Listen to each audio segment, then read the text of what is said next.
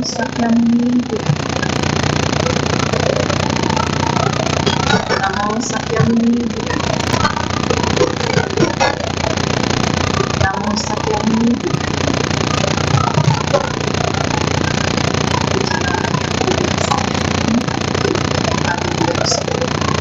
Namo Buddhaya.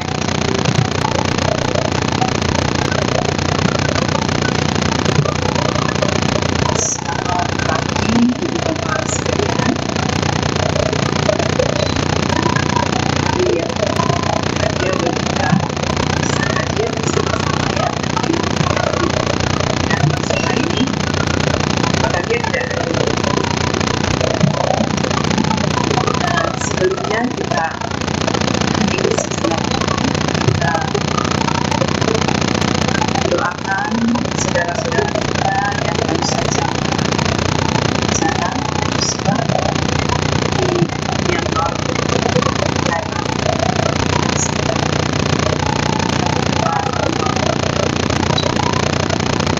ini salah dan kita akan sekali jadi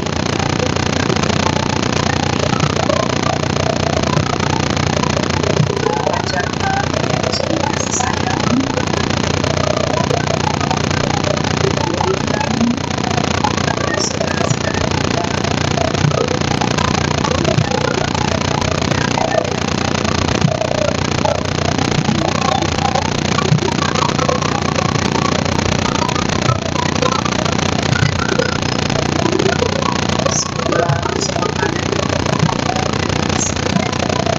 kita yang sakit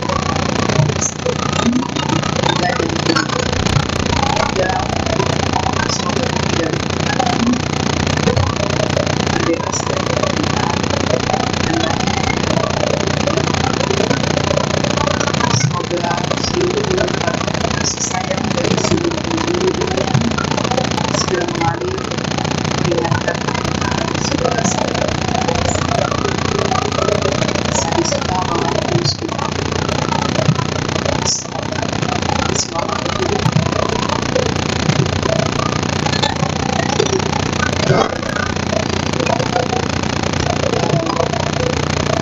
Ibu-Bapak serta saudara-saudari sekalian, hari ini saya akan membawakan drama seri drama seperti tadi sudah disampaikan ya.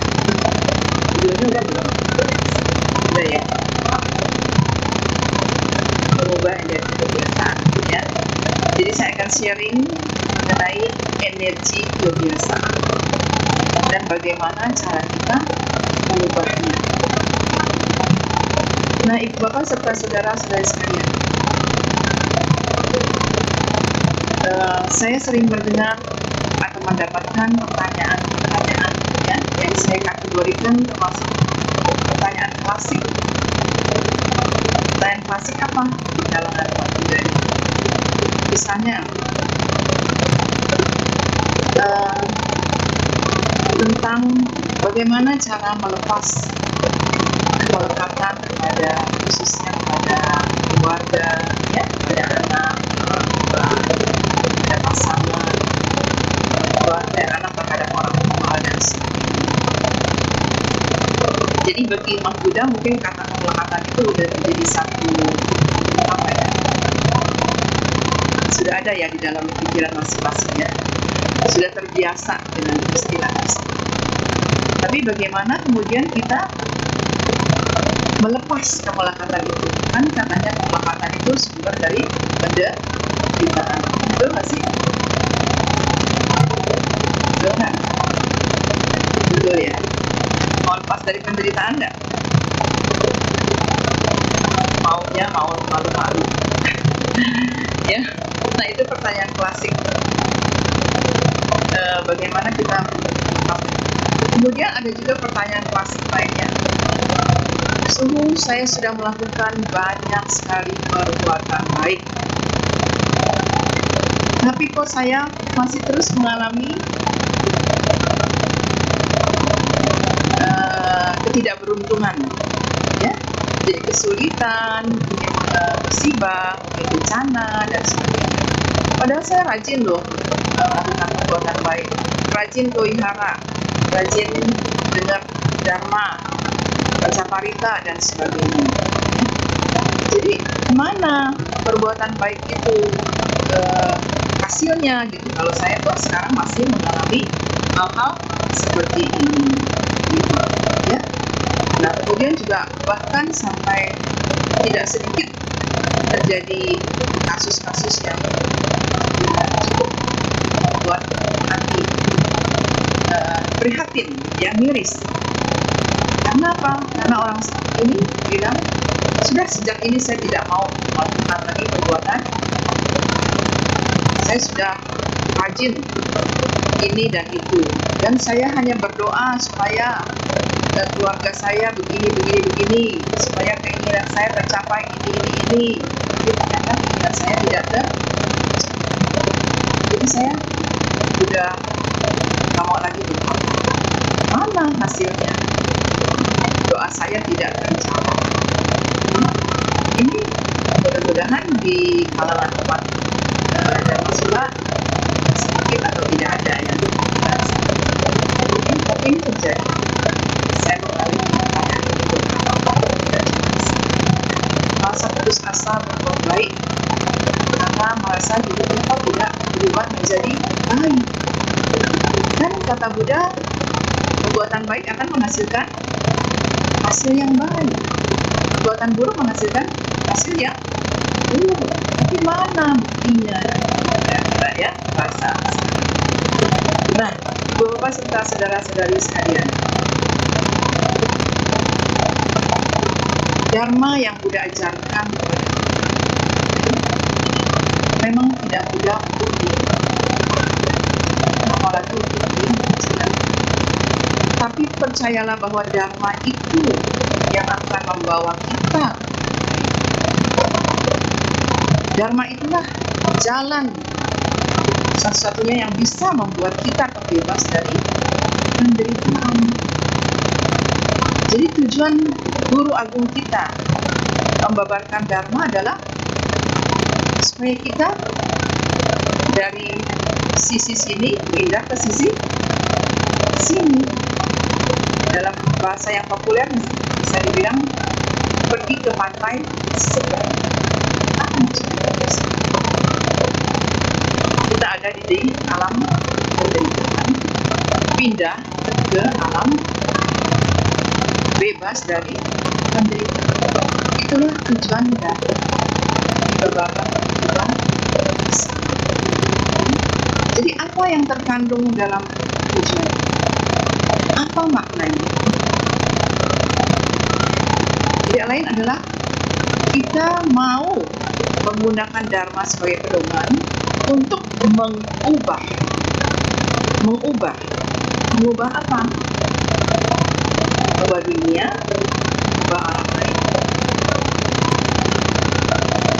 mengubah diri kita sendiri, mengubah diri kita sendiri. Kita tidak bisa mengubah dunia, tidak bisa mengubah orang agar sesuai dengan keinginan kita. Yang bisa kita lakukan adalah mengubah diri kita sendiri.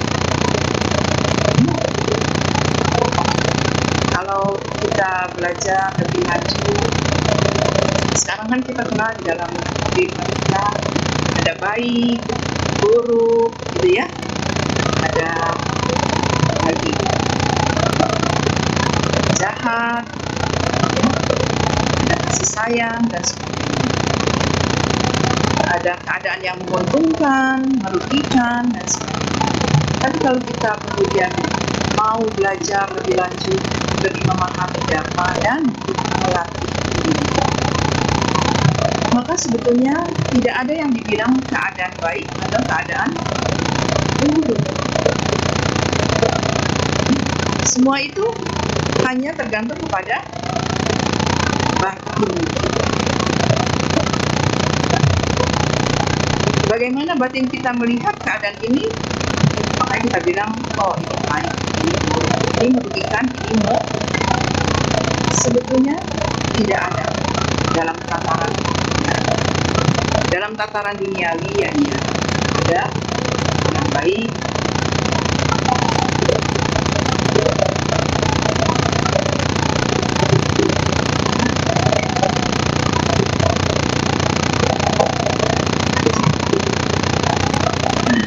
Biasanya gitu, takut kena.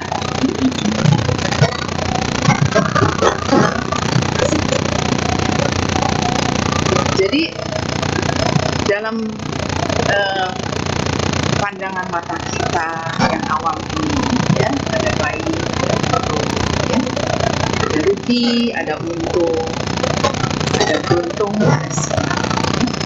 Tapi sebetulnya dalam paparan dharma itu ya, itu semua hanya tergantung dari cara pikir kita, cara pandang kita.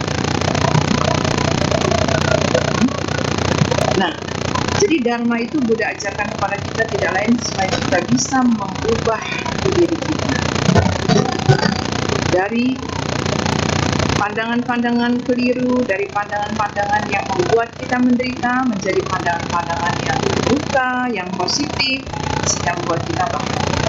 Tapi tentu saja bahagia di jalan yang benar, ya, bahagia yang sejati, yang hakiki, bukan bahagia yang hanya sesaat.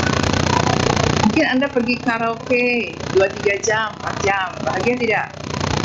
Bahagia, ya, kumpul dengan teman-teman, menyalurkan bakat, ya. Enggak, kalau di karaoke yang suaranya fals, ya, saya pun bisa nyanyi. Ya, bahagia. Tapi bahagia itu bukan bahagia yang hakiki. Setelah kita keluar, ya sudah, bahagia itu ya sudah. Tapi Buddha mengajarkan dharma adalah agar kita merasakan, mengalami, dan berada dalam kebahagiaan yang hakiki, kebahagiaan yang sebenarnya, yang tidak terguncang lagi oleh kondisi-kondisi di luar diri. Nah, lalu bagaimana kita bisa sampai kepada kondisi seperti itu? Pertama, kita belajar mengenali diri kita, belajar mengenai kebiasaan-kebiasaan. Kenapa saya bahas kebiasaan di sini? Karena kebiasaan itu memiliki tenaga, memiliki power, energi yang besar dalam kehidupan. Kalau kita bisa mengendalikan energi kebiasaan ini, bisa mengubahnya, maka hidup kita akan menjadi bebas dari penderitaan. Mengubah kebiasaan-kebiasaan. Nah, kemudian mengenali dulu. Setelah mengenali, kita belajar mengubah. Paling susah kan mengubah sifat orang sebetulnya, ya tidak? Karena itu kita perlu usaha. Susah kan? Bukan berarti tidak mungkin. Hanya perlu usaha yang lebih besar. Apa usaha kita? Berlatih. Melatih diri. Itulah usaha kita supaya kita bisa mengendalikan energi kebiasaan. Nah, coba kita kenali energi-energi kebiasaan yang ada di dalamnya. Terus dari mana sih energi kebiasaan itu? Ternyata itu kita bawa dari kehidupan, dari banyak kehidupan yang lalu kita sudah memiliki energi kebiasaan tersebut. Dan kehidupan sekarang, bukankah sekarang kita bertemu dengan budaya? Ini adalah saat yang tepat untuk kita memutus kekuatan dari energi-energi kebiasaan yang buruk yang ada di dalam diri kita. Ya, misalnya kebiasaan menyalahkan orang lain. Jadi saya ceritakan satu ilustrasi berdasarkan cerita nyata, tapi saya ubah frame-nya, ya. Jadi ceritanya di sekolah,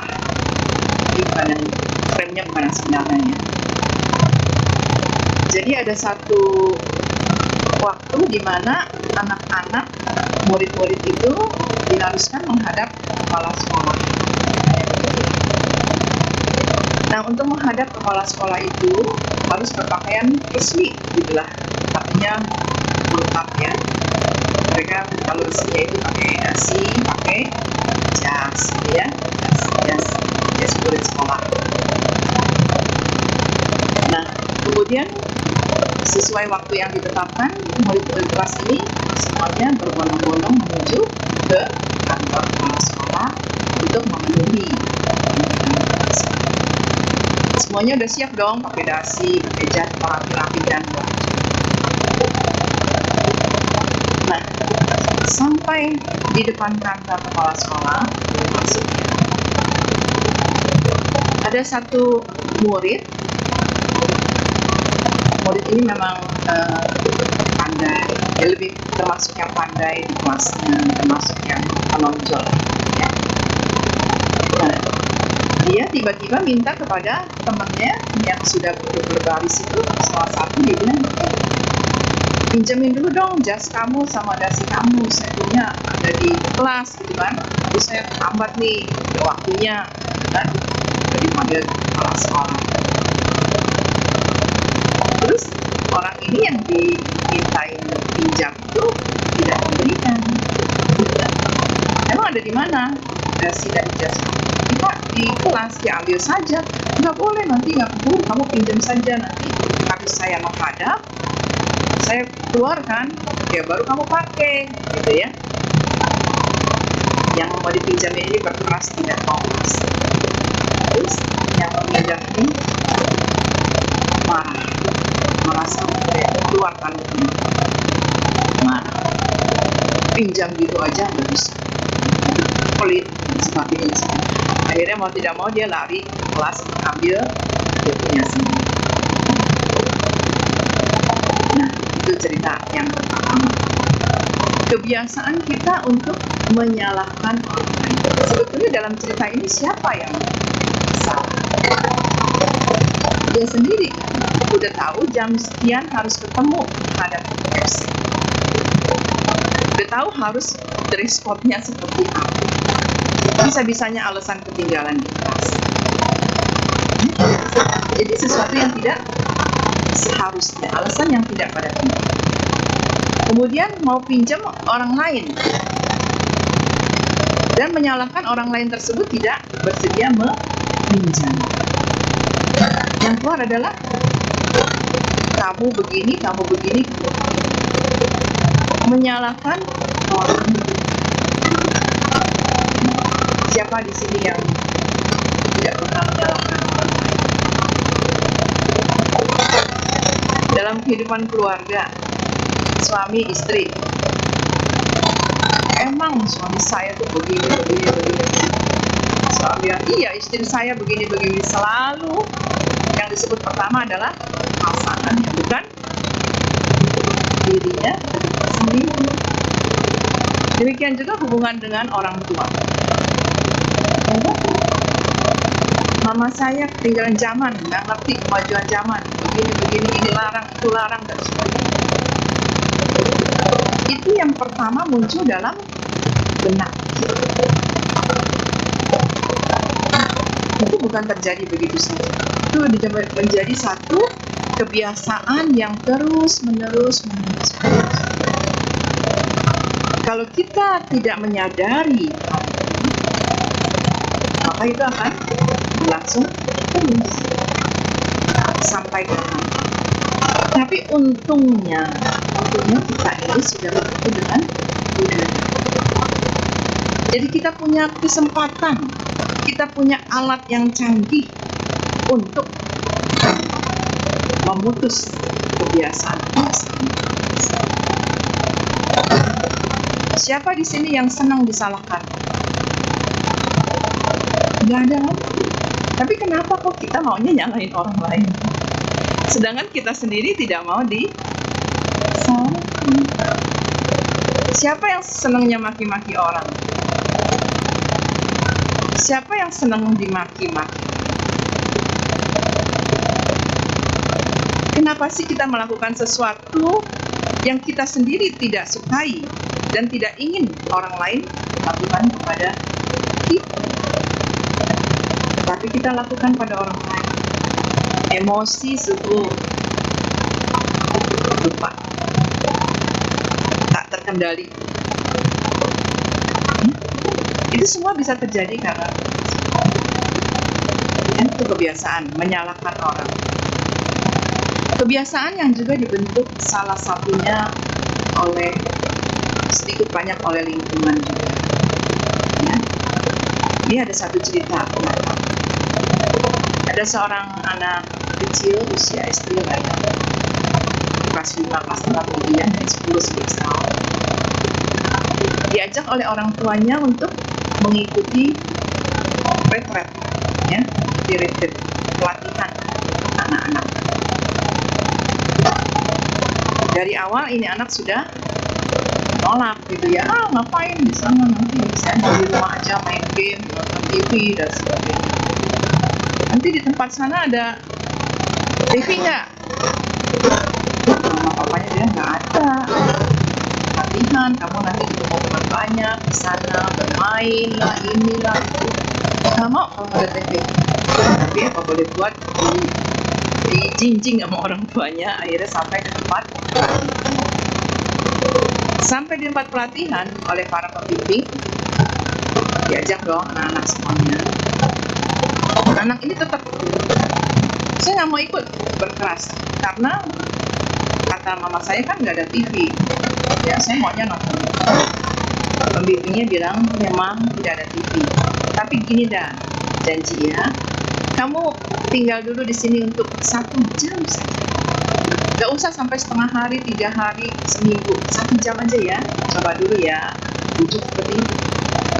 Akhirnya ini anak mau. Oke, 1 jam ya. 1 jam dia bergabung lah dengan sesi di dalam retret.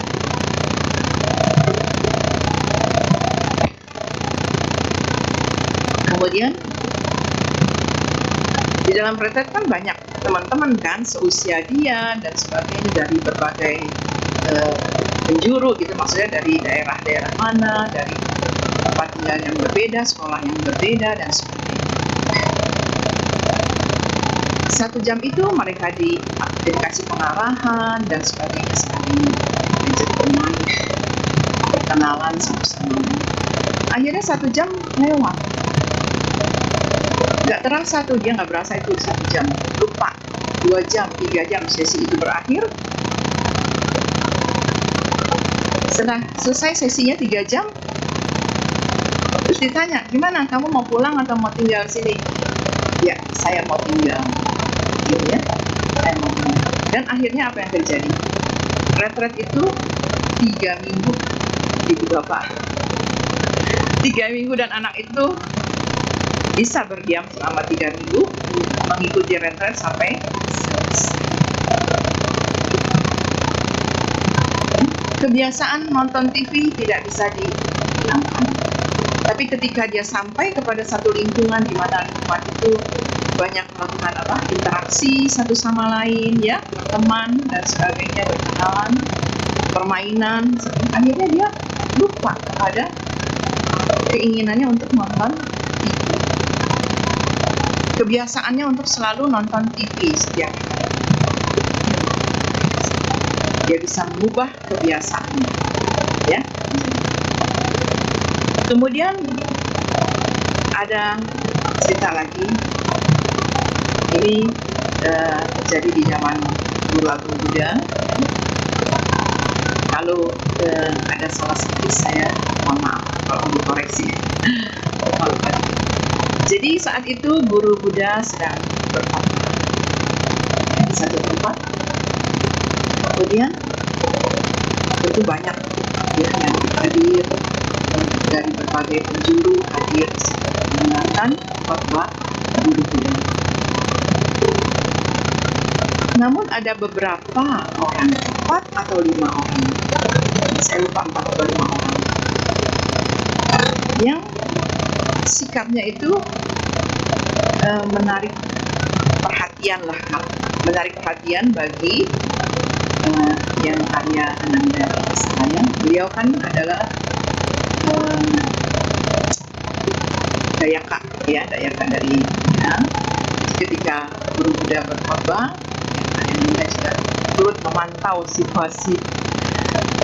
Ternyata ada yang tertangkap oleh penglihatan yang ada.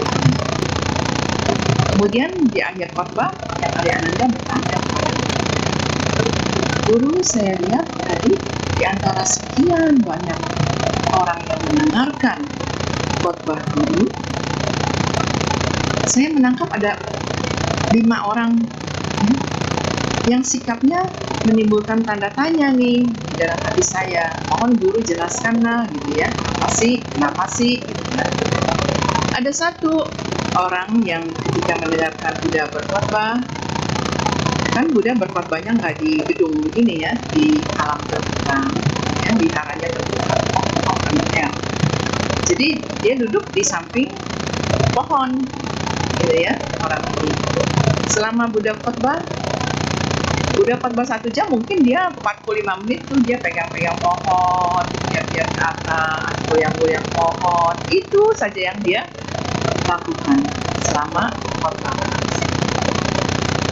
Kemudian ada lagi satu yang tangannya ke tanah, korek-korek tanah begini, seperti melukis-lukis sesuatu di tanah, gitu ya.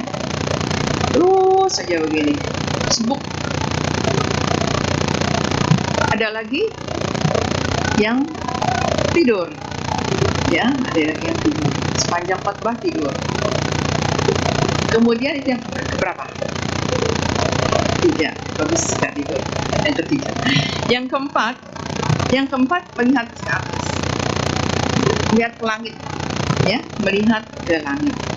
Terus seperti menghitung bintang. Yang kelima, mendengarkan dengan. Jadi ada berapa? 5 orang, ya. Lalu Buddha menjelaskan, tahukah kamu bahwa yang mereka lakukan sekarang itu bukan hanya sekarang, melainkan sudah menjadi kebiasaan mereka dari kehidupan yang lalu, mereka bawa sampai kehidupan sekarang. Yang pegang-pegang pohon sebelumnya adalah, ada yang tahu? Sebelumnya adalah seekor apa yang suka pohon? Monyet. Jadi kan dia selalu perlompatan pohon. Monyet.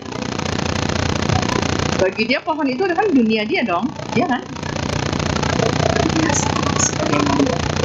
Yang korek-korek tanah, apa itu?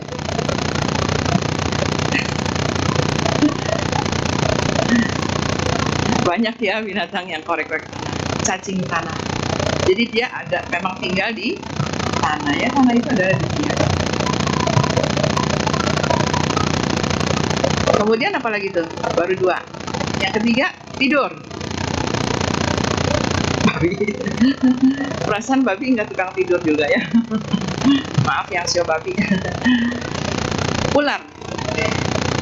Ya, ular kan selain makan dia kan melingkar saja. Mungkin nggak tidur tapi melingkar, hening, meditasi. Yang keempat, lihat-lihat bintang apa?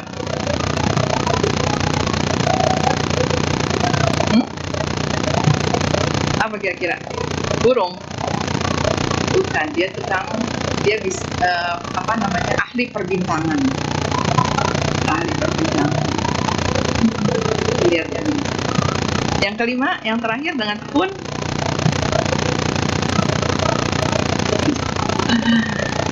Nggak tahu pertapa atau bukan, tapi yang jelas orang ini sudah melatih diri dari kehidupan sebelumnya. Jadi kebiasaan dia melatih diri itu terbawa lagi pada kehidupan sekarang. Ini sangat powerful kebiasaan kita. Coba lihat masing-masing dalam diri masing-masing. Kebiasaan apa yang begitu menonjol dalam diri kita, yang sulit kita hilangkan. Kebiasaan buruk ya, maksudnya kebiasaan. Coba pikir masing-masing. Saya mau minum dulu ya. Silakan pikir masing-masing.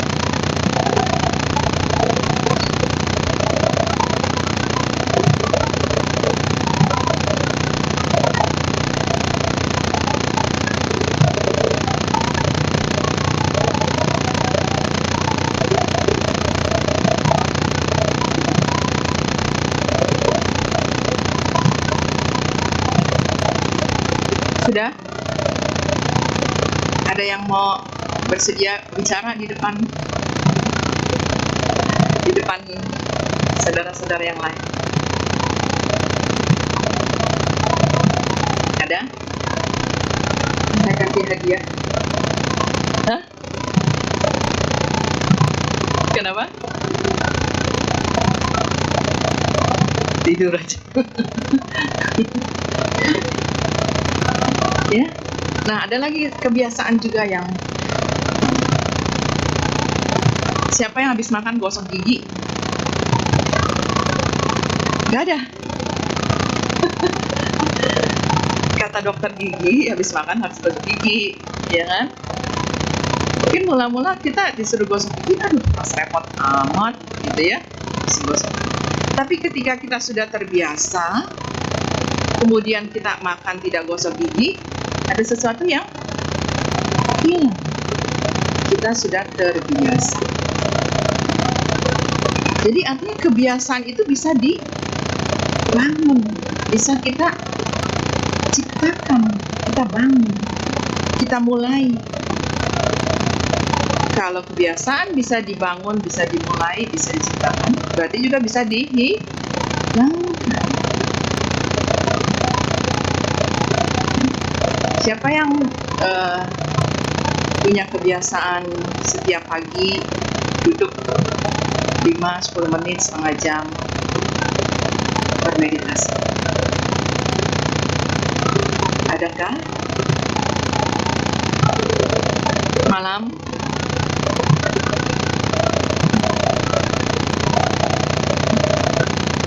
Kebiasaan baik terus dipertahankan.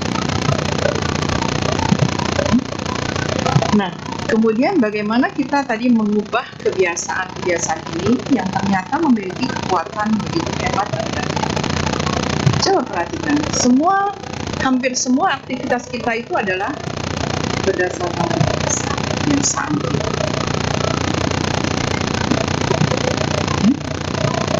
Jadi kita satu lagi kebiasaan yang paling sulit dan rasanya semua orang termasuk saya juga masih memiliki. Apa itu kebiasaan? Kebiasaan pikirannya ke mana-mana. Pikirannya ke masa lalu, ke masa depan. Jarang yang pikirannya ada pada saat ini. Kebanyakan mengenang-enang atau juga ya mengenang itu bisa positif negatif masa lalu, atau mencemaskan, mengkhawatirkan masa depan. Tapi jarang dari kita yang berpikir tentang saat ini. Masa lalu milik kita bukan? Sudah berlalu bukan? Masa depan milik kita bukan? Yang kita punya apa? Saat ini. Tapi si saat ini yang paling kita alami. Ya? Kita sibuk ke belakang dan sibuk ke depan, tidak diam di.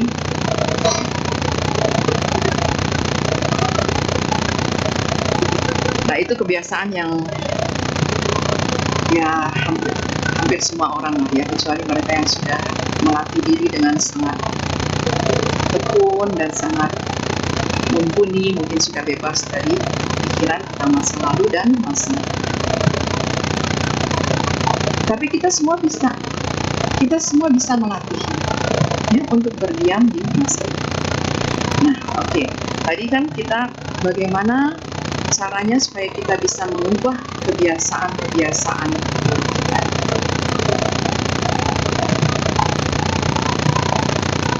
Pertama kita mengenali, kemudian melakukan cara menyadari kebiasaan tersebut, bahwa kebiasaan tersebut tidak bermanfaat bagi diri kita dan juga bahkan merugikan bagi orang lain. Siapa yang merokok di sini? Punya kebiasaan merokok. Wah, saya nggak bisa berhenti. Pokoknya sampai mati juga saya akan ngerokok.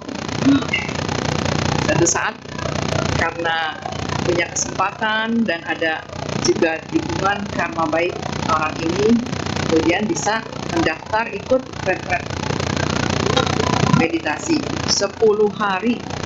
10 hari ya. Tapi di dalam retret nggak boleh rokok, nggak boleh minum minuman keras. Jadi gimana nih? Pokoknya coba aja. Kalau nggak kuat ya pulang gitu ya. Akhirnya orang ini ikut pelatihan 10 hari.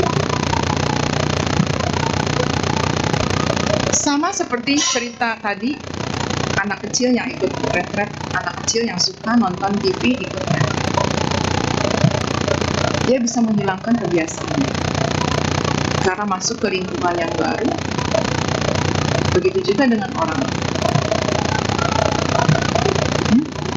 Tidak ada kesempatan karena tinggal bersama-sama, selalu bersama-sama. Tidak ada kesempatan sendiri kecuali di kamar mandi. Tapi tentu saja semua barang diperiksa, kesertaan, jadi tidak ada kesempatan. Akhirnya dia berjuang. Ketika keinginan untuk merokok itu muncul, dia sudah harus masuk ke ruang dharmasala, latihan meditasi, duduk, kan jadwal harus dipatuhi mau tidak mau. Jadi setiap kali keinginan muncul itu sudah waktunya masuk ke dharmasala.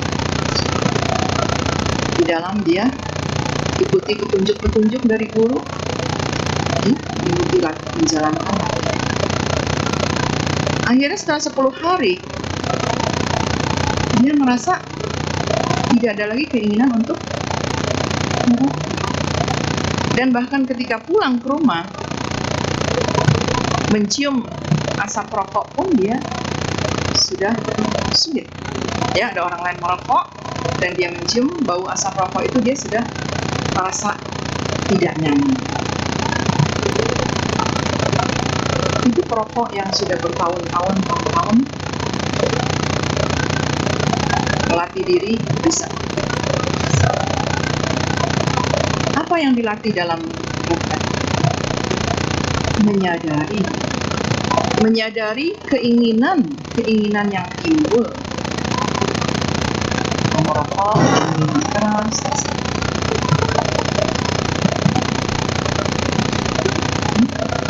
Dan keinginan kita itu bukannya kemudian dilawan, ya, dibikin kesel. Aduh, orang mau meditasi kok ingin merokok gitu ya. Tapi sebaliknya dengan teknik yang diajarkan oleh guru, keinginan itu disadari kemunculannya dan dipeluk, dirangkul, bukan dilawan, dirangkul, disadari. Saya tahu keinginan ini muncul, tidak ada sarana untuk memenuhi keinginan ini. Cukup. Nah, lama keinginan itu akan perlahan-lahan menghilang. Ini sungguh lagi dongeng kali ya. Memang kedengaran seperti dongeng. Makanya hanya bisa kita rasakan sendiri. Hanya bisa kita rasakan, alami sendiri. Baru, oh iya betul. Kalau diceritain semua dongeng. Semua cuman kisah-kisah inspirasi.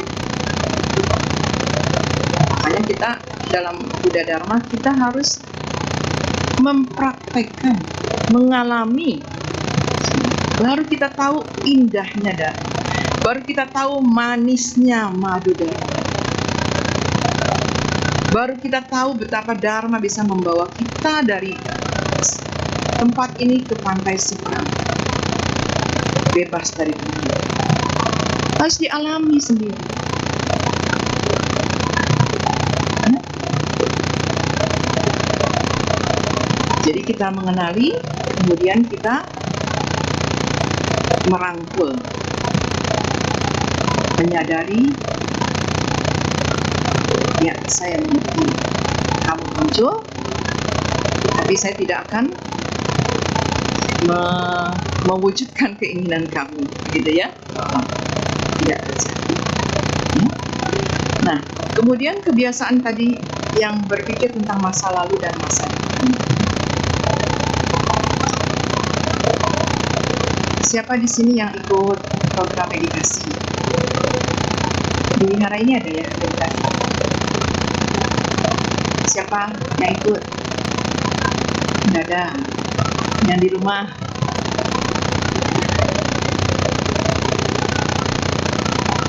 Jadi saya ingin ingatkan semuanya. Meditasi itu inti dari Buddha.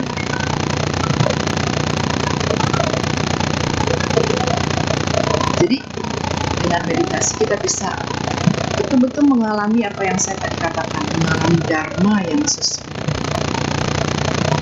Kalau kita hanya belajar buku dan ceramah, ya, itu hanya akan memberikan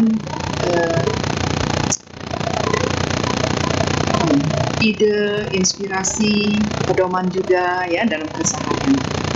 Tapi untuk betul-betul kita memahami Dharma, harus bosan semua meditasi, nafas lagi, gitu ya.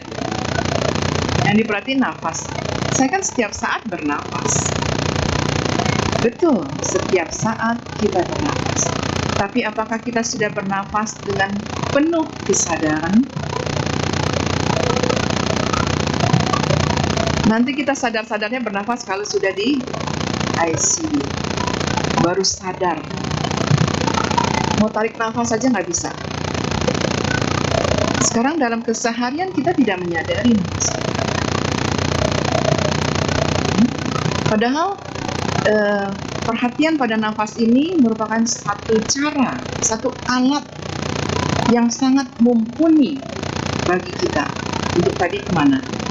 Tujuannya tadi mengubah kebiasaan-kebiasaan baru. Menyeberang dari pantai sini ke pantai sini. Alat, saya ulangi lagi, adalah alat yang sangat mumpuni latihan nafas untuk membawa. Tentu saja ketika Anda duduk 10 menit latihan nafas, latihan pada nafas, 10 menit nggak bisa nyebrang ke sini, ya, tentu perlu waktu. Tapi ini ada.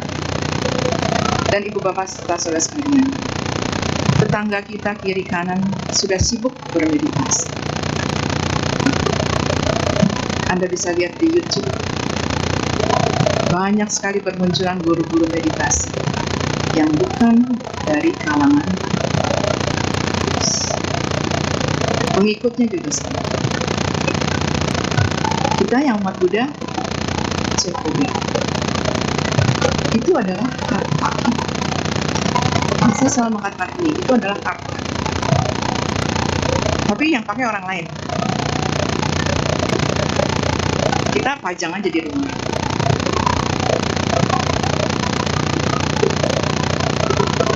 Akhirnya yang terjadi apa?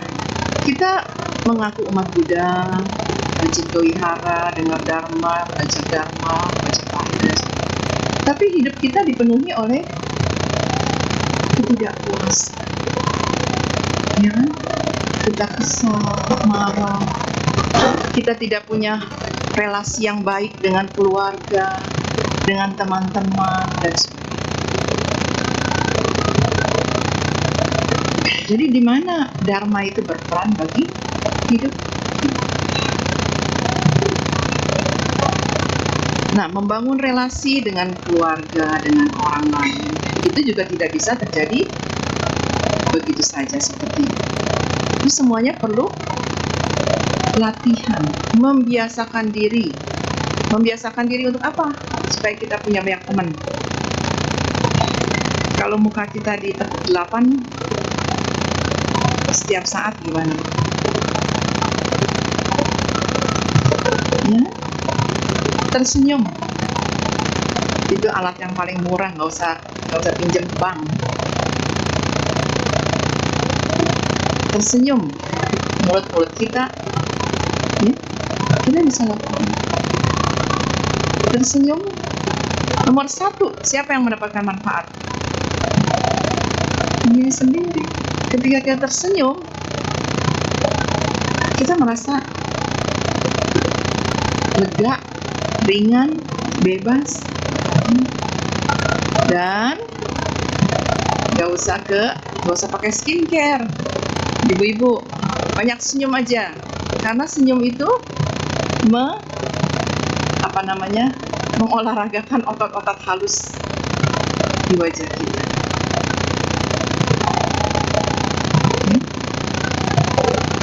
Banyak senyum, untungnya banyak, ruginya nggak ada. Dimana lagi bisnis yang seperti itu, ya? Untungnya banyak, ruginya. Oke. Jadi kita harus membiasakan diri melatih, membawa dharma itu ke dalam keseharian kita. Orang ada yang tanya juga pada saya, banyaklah yang tanya dari tetangga. Agama Buddha itu sebetulnya agama apa sih? Bukannya cuma way of life, cara hidup. Saya bilang apapun nama yang diberikan, ya, ajaran Buddha atau Dharma itu adalah untuk membebaskan semua makhluk dari penderitaan. Ya, terserah namanya. Tapi memang jelas Buddha Dharma adalah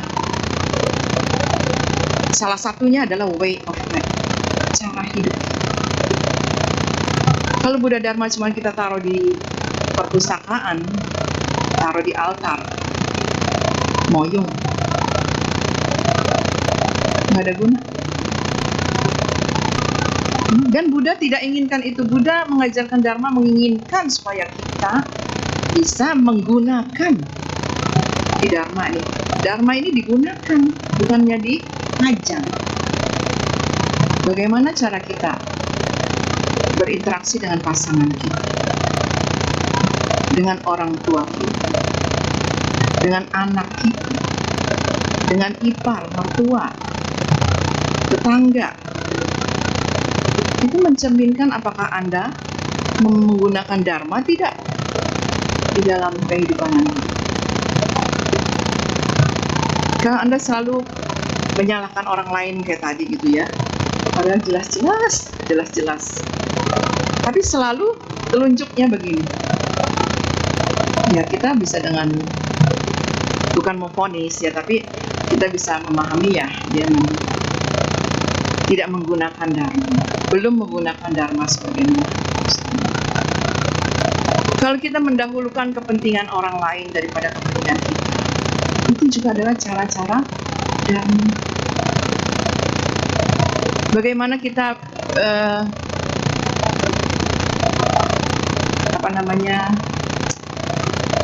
berbelas kasih melihat teman kita yang kesulitan, susah, ya. Itu adalah Dharma. Dharma bukan sesuatu yang diawang-awang. Itu Dharma adalah keseharian kita. Bagaimana Anda parkir dengan benar, itu adalah Dharma. Parkir di tempatnya lurus. Kalau nggak bisa parkir lurus, berarti SIM-nya nembak. Itu adalah Dharma. Bagaimana Anda membuang sampah di tempatnya, itu adalah Dharma. Bagaimana kita berusaha melihat semua orang adalah setara, tidak berdasarkan status duniawi. Ini ART di rumah dia lebih rendah dari saya, driver saya lebih rendah dari saya, bos saya lebih tinggi dari saya. Jadi cara saya memperlakukan mereka adalah berbeda. Dia tentu tidak bisa 100% sama dalam sikap keluar barangkali, tapi dalam batin kita seyogyanya menganggap mereka adalah setara. Hari ini jadi bos, besok bisa jadi hari ini jadi di sini, besok bisa jadi. Semuanya bisa berubah, dan perubahan kadang-kadang terjadi sekejap. Siapa di sini yang suka judi? Hari ini kaya, besok nggak ada ya. Cukup tahu aja, tapi jangan.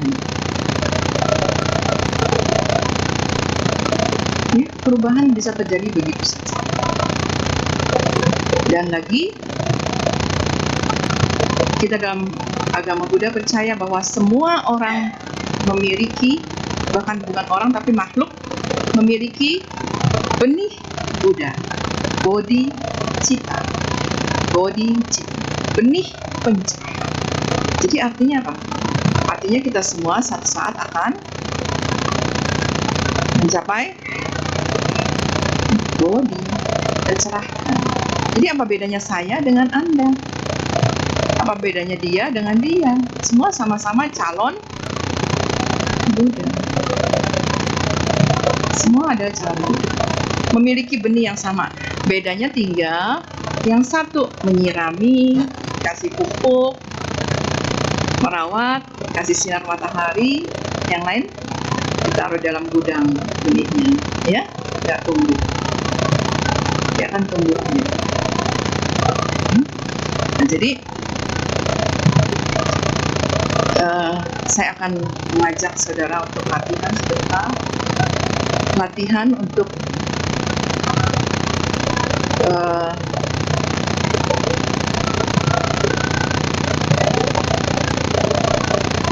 menyadari, ya, untuk melatih kesadaran tentang diri kita, tentang apa yang terjadi di sekeliling kita, ya, tentang pikiran kita. Apakah pikiran kita berlari ke masa depan atau mundur ke masa depan? Dan tadi kembali kepada alat bantu kita adalah nafas. Kenapa kita dalam meditasi hampir semua metode menggunakan perhatian kepada nafas? Adalah yang paling dekat dengan diri kita. Semua punya kan? Dengan mengamati nafas, menyadari, itu kita sedang mengasah kepekaan. Mengasah kepekaan kita, sensitivitas. Kepekaan terhadap apa? Nanti bisa lihat yang gaib-gaib ya, suhu. Knowing. Kepekaan melihat fenomena batin apa yang muncul sekarang dan terus. Secara sederhana, ketika Anda mau marah, kalau sudah terbiasa latihan memperhatikan nafas, ketika kita tiba-tiba menyadari kita mau marah, langsung kita kembali kepada nafas. Kalau perlu tarik nafas agak panjang supaya kita sadar kita tarik 3 kali. Marahnya tadi yang skala Richter 9 turun jadi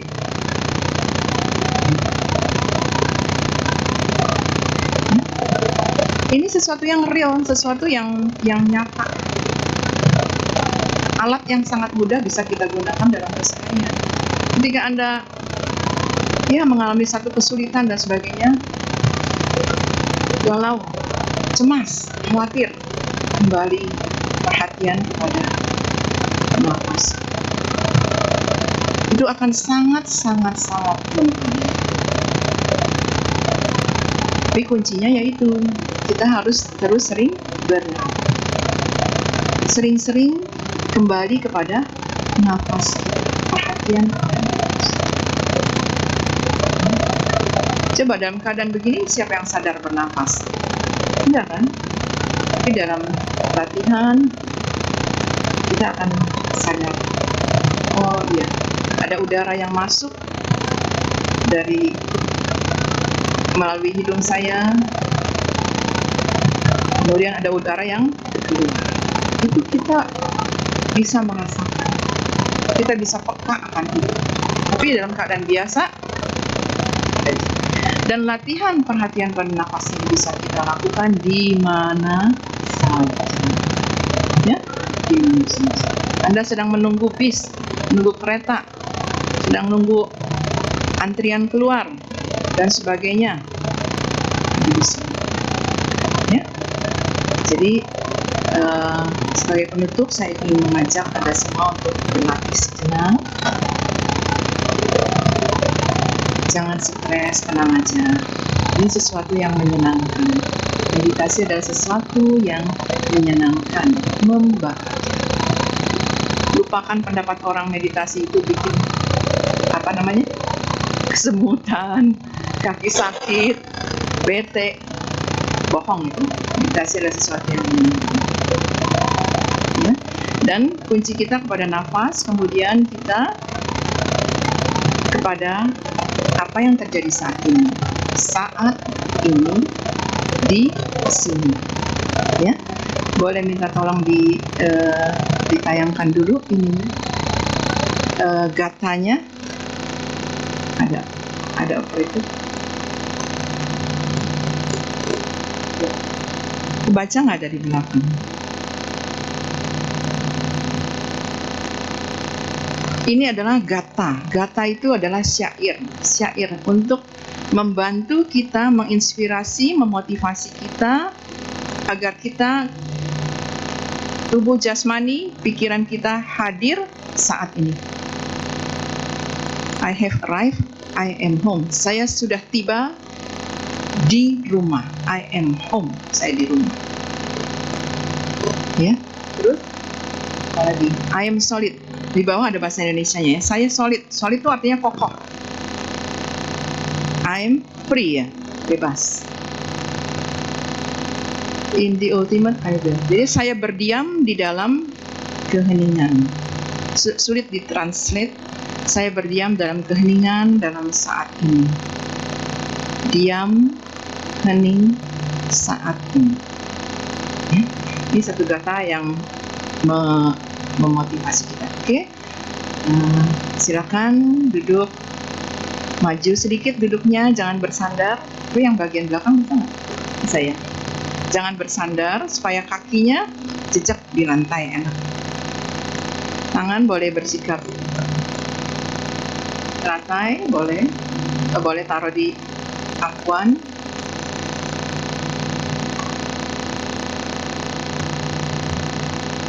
Pejamkan mata dengan ringan. Periksa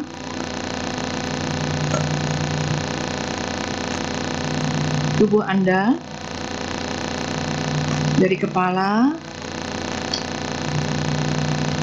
sampai ke bagian belakang, membentuk satu garis lurus. Lurus, tegap.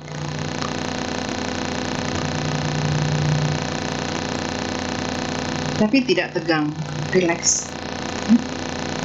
Rasakan apakah Anda sudah duduk dengan nyaman, tanpa tekanan di sana-sini.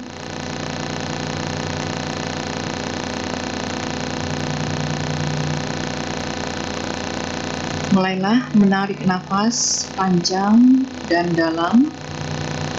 Hembuskan perlahan-lahan. Anda boleh bernafas dada atau bernafas perut sesuai dengan kebiasaan. Rasakan nafas udara yang masuk dan keluar melalui rongga hidung.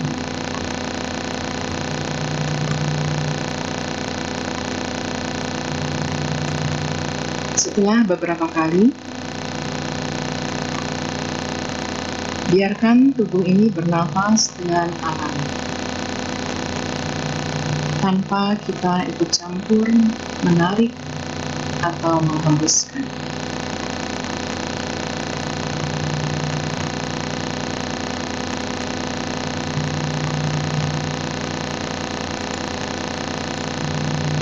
Bernafas masuk. Saya menyadari saya sedang bernafas masuk. Bernafas keluar. Saya menyadari saya sedang menghembuskan nafas keluar.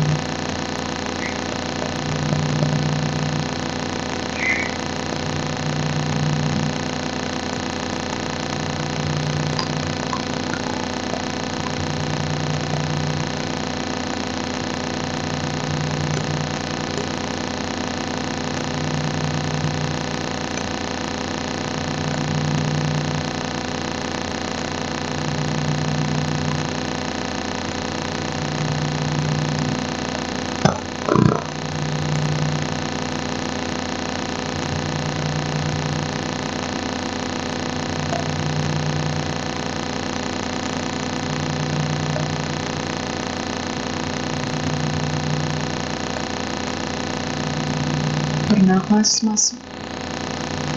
Saya menyadari saya sedang duduk di tempat ini. Bernafas keluar. Saya menyadari pikiran saya juga hadir di tempat ini. Tubuh, pikiran hadir di tempat ini.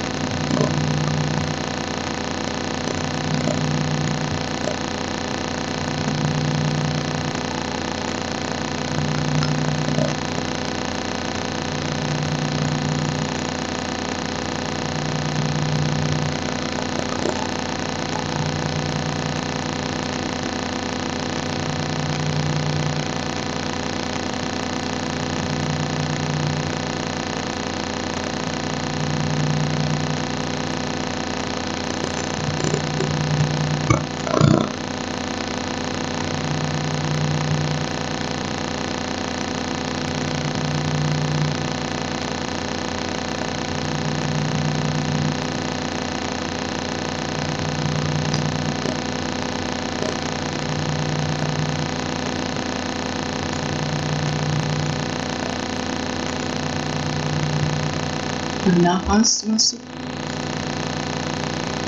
Tubuh saya diam dan tenang. Bernafas keluar. Saya lepaskan semua ketegangan. Tubuh rileks. Tenang, rileks.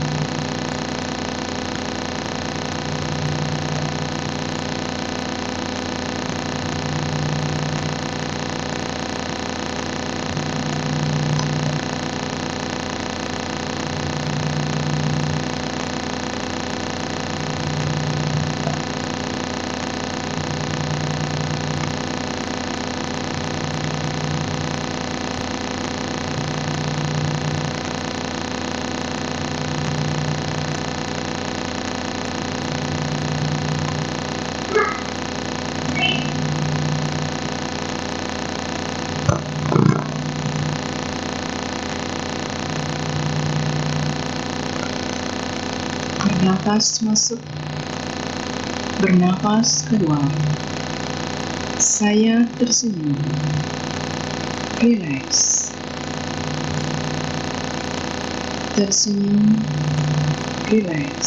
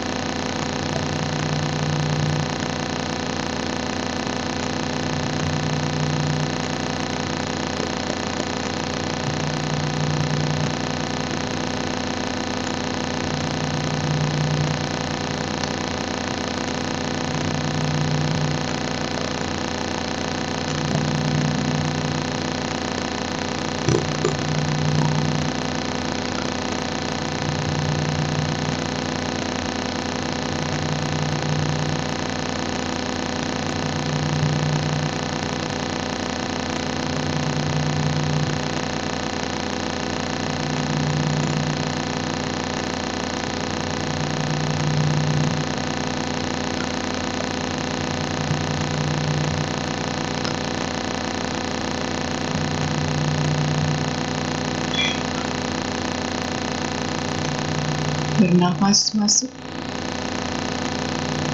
saya menyadari nafas masuk saya. Bernafas keluar, saya menyadari nafas keluar saya.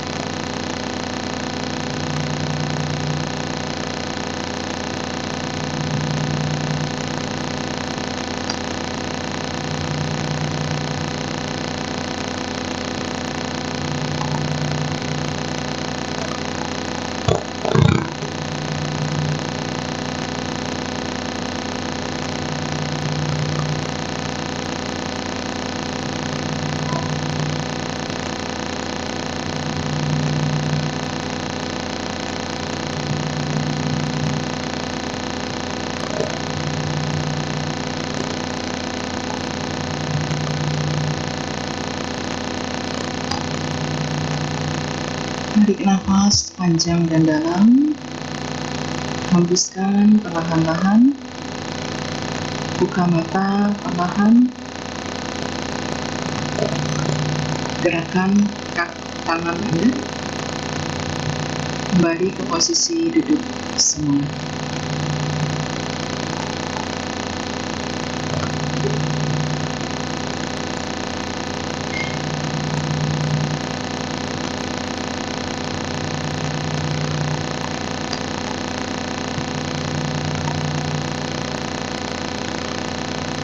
Ya, siapa yang mau setelah hari ini latihan di rumah?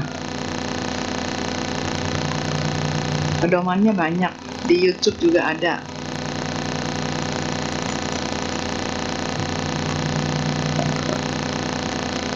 Dilakukan, jadi tahu manfaatnya. Cuma bicara, nggak ada gunanya. Ya, dilakukan manfaatnya. Oke, saya rasa sampai sini. Silakan kembali kepada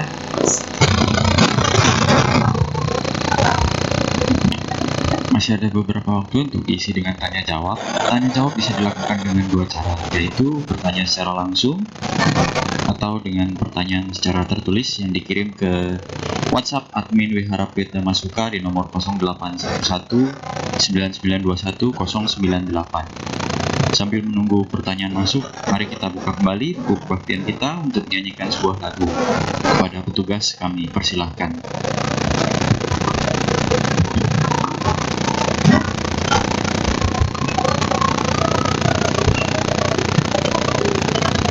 Mari kita menyanyikan sebuah lagu dengan judul Omani Patmehum pada halaman 47.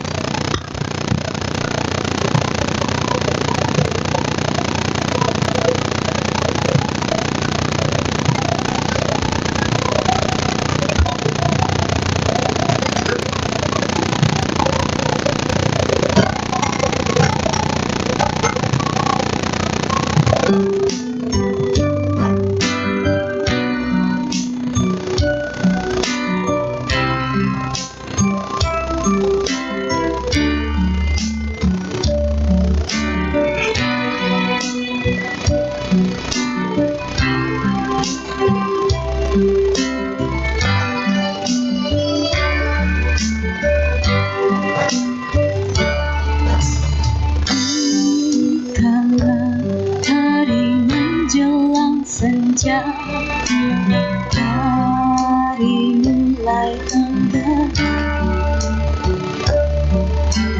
bulan pun mulai bersinar terang, sesayupan terdengar suara mengalunkan desiran nada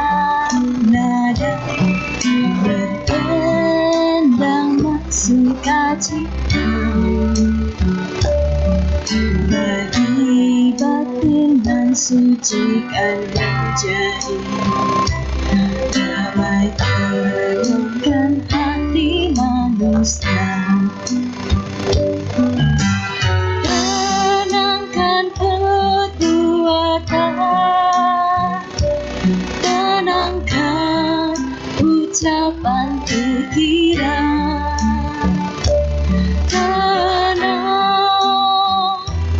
panjatkan kasih sayangmu pada semua makhluk hidup. Kembangkanlah karunia-Mu di tanah sampai tercapai pantai bahagia Omani Padmehu.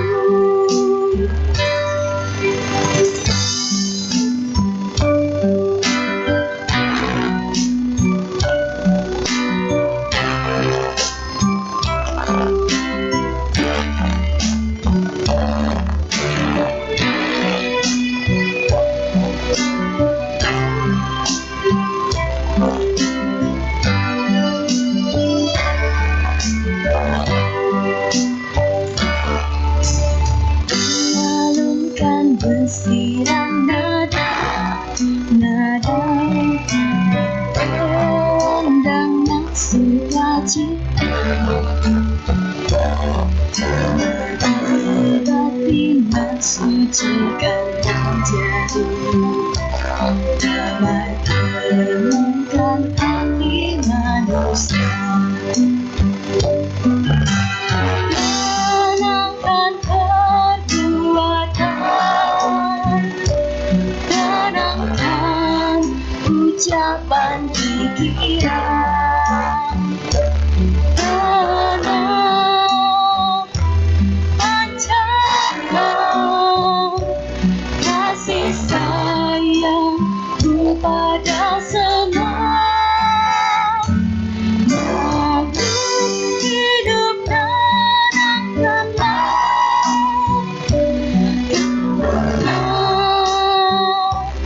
karunia-Mu di tanah sampai tercapai pantai bahagia Omani Padmehu. Omani Padmehu. Terima kasih.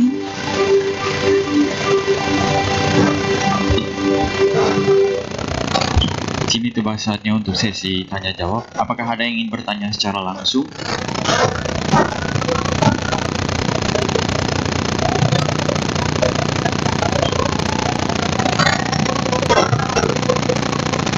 Jika tidak ada, sudah ada pertanyaan tertulis, izin bacakan ya. Suhu. Komitofo, selamat siang Suhu. Apakah kita duduk hanya menyadari nafas selama meditasi? Apakah ada kelanjutan selain menyadari nafas? Katakanlah kita duduk 1 jam. Terima kasih. Ini pertanyaan anak kelas 1 SD. Nanti kalau udah lulus SD bagaimana Suhu? Caranya masuk SMP. Jadi belum sekolah di kelas 1 ya, belum sekolah, tapi udah nanya bagaimana setelah ini. Jadi artinya kita harus menjalani sendiri ya Nanti setelah sampai, kita akan tahu apa yang akan terjadi atau bagaimana selanjutnya, ya. Terus kan tadi, apakah selama 1 jam kita hanya memperhatikan nafas saja? Selama 1 jam kita duduk memperhatikan nafas, Anda tahu berapa menit yang kita betul-betul hadir di saat itu? Mungkin 3 menit juga enggak. Ya? 3 menit pun belum tentu kita hadir full di sadar akan nafas. Jadi apakah 1 jam, 2 jam, betul kita hanya memperhatikan nafas. Perhatikan bukan perhatikan dia, saya tahu saya nafas gitu ya. Tapi apakah kita betul-betul menyatu dengan nafas kita ya? Sadar? Itu tidak mudah. Tidak mudah. Nah, itu justru perlu latihan. Makanya retret meditasi itu minimal 10 hari. Karena di situ kita step by step, langkah demi langkah. 3 hari kita latihan nafas, memperhatikan nafas, terus kita bosan-bosan. Tapi kita belum bisa menyadari sebetulnya nafas kita. Semua itu perlu dilakukan, perlu latihan dan dilakukan. Kayak kita waktu baik setelah mulai disamarkan karena padat, berapa lama kita belajar mengunyah? Emang sekali dikasih itu langsung bisa mengunyah? Ya kan? Perlu latihan. Terus gigi tumbuh 1 demi 1, mulai lebih kuat lagi, ya kan? Begitu juga dengan kesadaran, perlu dilatih. Ada orang yang bisa cepat, ada yang lama, nggak masalah. Yang penting kita punya tekad untuk dan laksanakan. Jadi sudah menjawab ya, 1 jam memperhatikan nafas, betul. Nggak cuma 1 jam, 10 jam sekali. Dalam retret ya.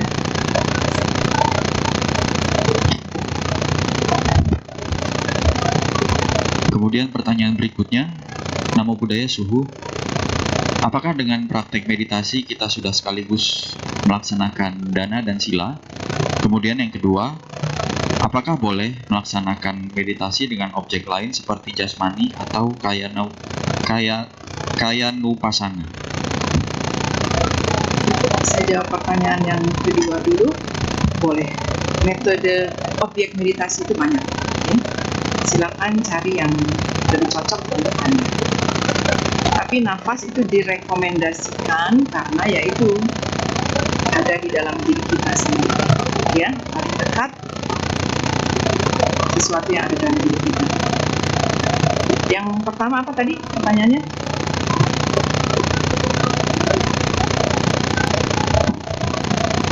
Apakah dengan praktek meditasi kita sudah sekaligus melaksanakan dana dan sila?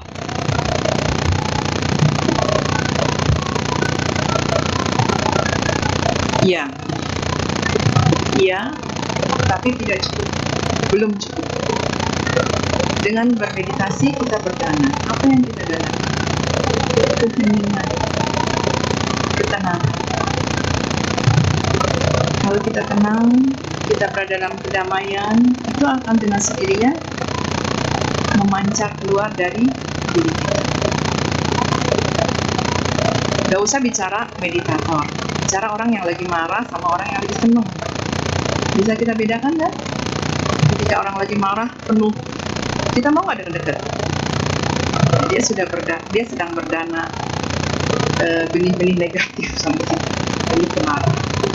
Orang yang lagi senang-senang, dia sedang berdana kegembiraan. Begitu juga meditasi, ketika kita duduk hening, tenang, damai, kita sedang. Sila tentu saja. Dengan kita duduk bermeditasi, kita otomatis terbebas dari pelanggaran 5 sila ini kan. Dana, sila, samadhi itu satu paket. Sebetulnya bukan bagian yang terpisahkan satu sama. Jadi meditasi itu apa sih?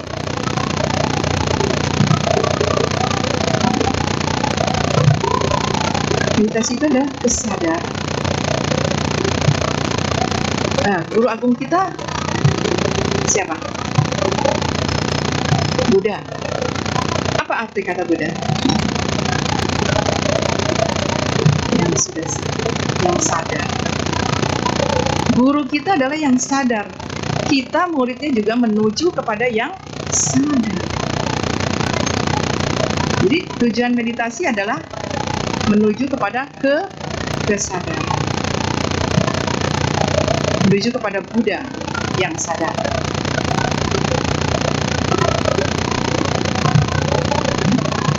Jadi metode meditasi banyak sekali, boleh lihat-lihat, tapi juga hati-hati. Buddha mengajarkan meditasi adalah untuk mencapai kesadaran sempurna. Itu saja yang dibutuhkan. Selama itu menuju ke situ, Anda boleh lakukan dengan metode yang berbeda. Karena kan masing-masing orang mungkin punya kecocokan juga, gitu ya. Jadi nggak mesti metode ini cocok untuk semua orang, ya enggak. Tapi cari, temukan, jangan diam saja. Ya. Ya, tunggu dulu, ini udah selesai tadi ya. Pertanyaannya udah menjawab. Ya, silakan.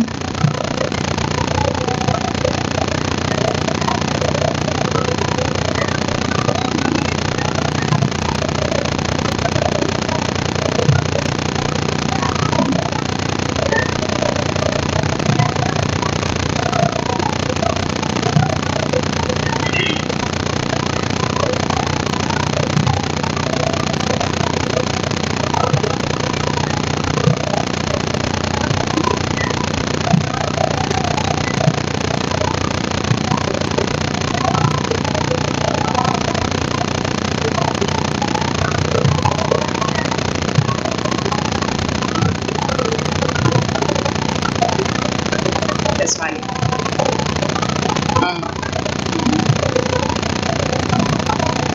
Jadi ketika kita latihan meditasi, jangan campur adukan teknik. Ketika kita pakai sadar jasmani, ya pakai itu. Iya, nggak boleh ganti-ganti objek. Nanti nyasar.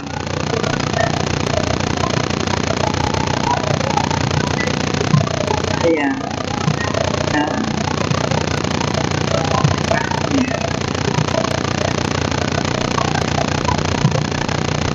Iya. Iya, saya paham. Iya. Iya.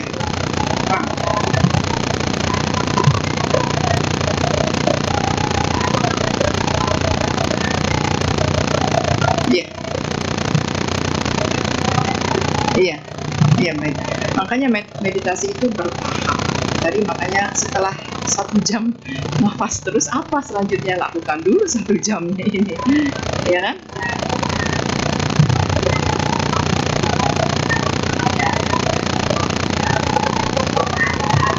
Nah, ya, oke, ya.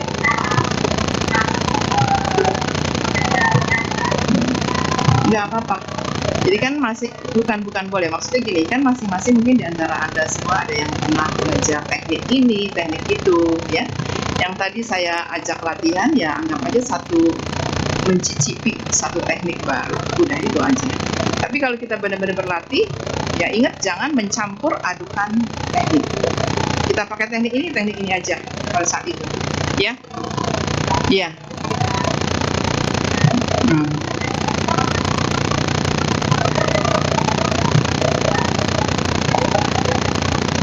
Ya, oke.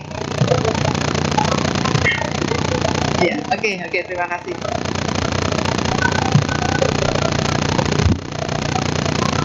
Mungkin Suhu bisa menyampaikan kesimpulan atas Dhammadesana pada hari ini. Ya. Baiklah, jadi saya sebutkan sedikit apa Apa yang ingin saya sharing pada hari ini adalah agar kita dapat hidup dengan lebih sadar.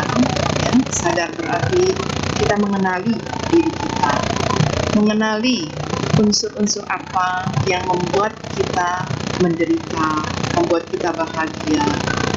Unsur-unsur yang membuat kita menderita ya kita rubah tadi ya, kebiasaan-kebiasaan.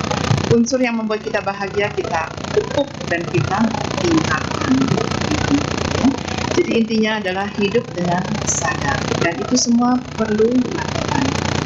Untuk memotivasi kita semua, ingat saja guru saya adalah Buddha yang sadar. Jadi saya menuju kepada yang sadar. Ya, bahasa itu kesimpulannya. Baiklah, sikap Anjali.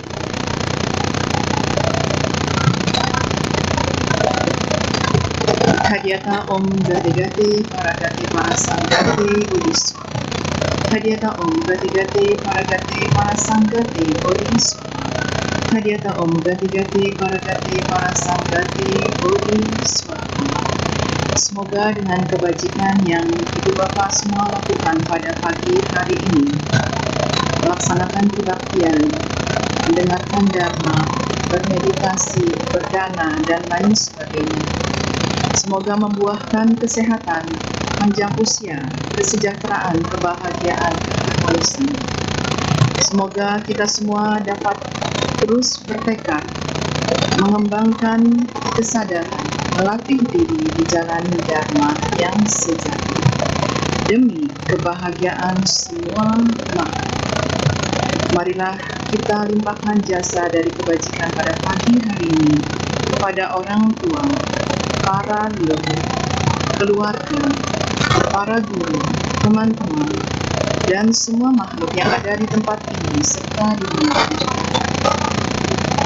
Semoga kepada mereka dapat limpah jasa ini, semoga mereka juga turut mendapatkan manfaat dari kebajikan pada pagi hari ini. Semoga semuanya terbebas dari penderitaan. Juga untuk saudara-saudara kita di Myanmar, Thailand, dan sekitarnya, semoga karma baik terkondisi sehingga segalanya menjadi kondisi yang baik sesuai tulis itu sendiri. Sabe sata bawantu sukitata. Semoga bersama-sama, semoga hidup berbahagia. Terima kasih atas perhatiannya. Terpujilah Yang Buddha. Namo Buddhaya. Demikian Dhamma Desana pada pagi hari ini. Kami segenap umat dan pengurus mengucapkan terima kasih kepada Suhu atas Dhamma Desana pada hari ini.